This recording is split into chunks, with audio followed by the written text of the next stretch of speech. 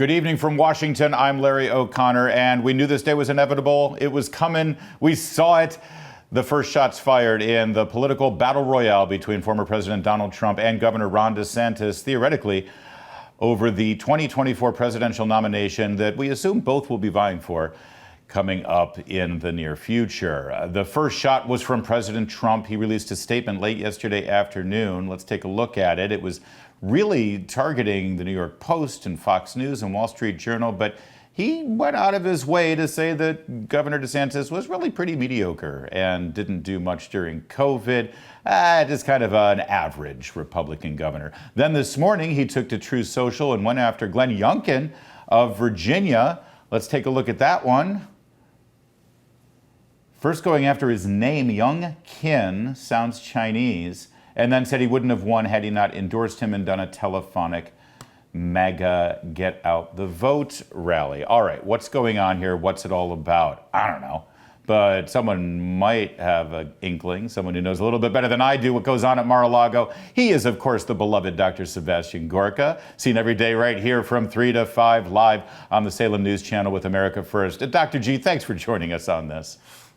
My pleasure, Larry. I'm glad to try and help. So, what's going on here? Because I'm seeing a lot of people who I know are supporters of President Trump and really thought ready to vote for him in 24 saying, why are you going after DeSantis like this? Well, why is he? All right. So first things first, and I do this with trepidation since you are a dear, dear friend of mine and now a Salem colleague, but I got to correct your lead up to this little chat of ours. Please do. He didn't fire the first shots. I mean, this is why, for those of your viewers who don't live in the filthy morass of politics that is DC, like you and I do, you have to understand that he's responding. He's being responsive to what? To months and months of people saying he's done, he's toast, from Paul Ryan to Ben Shapiro, trashing this individual. So let me try. I've been working on this analogy all morning, getting ready for my show. Imagine you are the CEO of Coca-Cola, okay? Yeah. And you've vice president called Ron, okay? You're Don, you're the CEO, and you've got a vice president called Ron. And then Pepsi is smearing you incessantly with their access to the mainstream media, saying, you know, the CEO of Coca-Cola, got to get rid of him. He's old news. He's an embarrassment. And we should have the vice president take over. This guy called Ron from Florida, he should take over Coca-Cola. If that's the milieu, the CEO has got to respond, whether or not his vice president is attacking him or not. You've got to respond. President Trump is the kingmaker. He's the man who got more votes than any other incumbent president in history, and he is being attacked relentlessly since he left office. Before he left office, after he left office, as being passé, as being dead in the water. He's responding as best he can. Okay. The establishment is doing, Larry. So, and I understand that. You're right. He has been attacked by certain establishment figures, and we've called them out on this program and said that they were wrong in doing so. But when you undercut your vice president at Coca-Cola, Ron, by firing back, you say, Ron's not that great. Why are you being so nice to Ron? Isn't that also calling into question your own leadership in selecting Ron as your vice president? Also, even more importantly, what about all the employees who are loyal to your company, Coca-Cola, that work for Ron, who love Ron, who think Ron is a really good vice president? When the CEO undermines their boss, doesn't that hurt the entire company's morale? When you are responding to fake news, which, well, let's be clear, we are being told that Ron DeSantis is the future of the conservative movement. Let's just take personal issues, egos, the mainstream media out of the equation. Why was Ron DeSantis a successful governor, and how did he run Florida? Did he come in as a milquetoast, center-of-the-road kind of Youngkin or Paul Ryan rhino? No. It's like, remember that movie, Austin Powers? He's literally the mini-me to Trump's, Mr. MAGA. He was helped over the line against Andrew Gillum because President Trump helped him.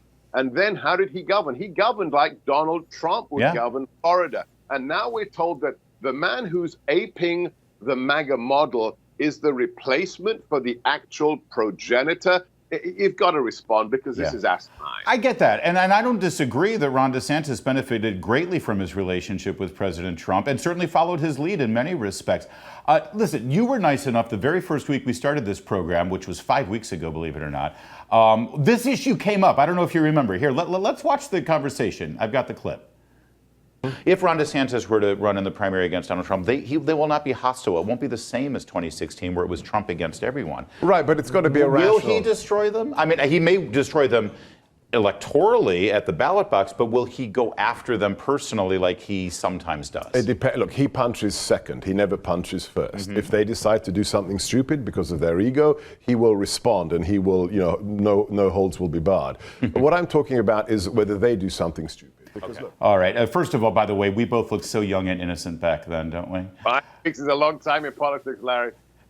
So you made a very good point. He always punches back. And so if those candidates do something stupid and go after Trump, he's going to go after them. I think what a lot of people are having trouble with this, and I do want you to help us through this, is that Ron DeSantis didn't do anything. He didn't say anything. You're right, Paul Ryan did. Then go after Paul Ryan. The New York Post did. Go after the New York Post. Why undermine Ron DeSantis? He didn't say anything. He didn't punch first.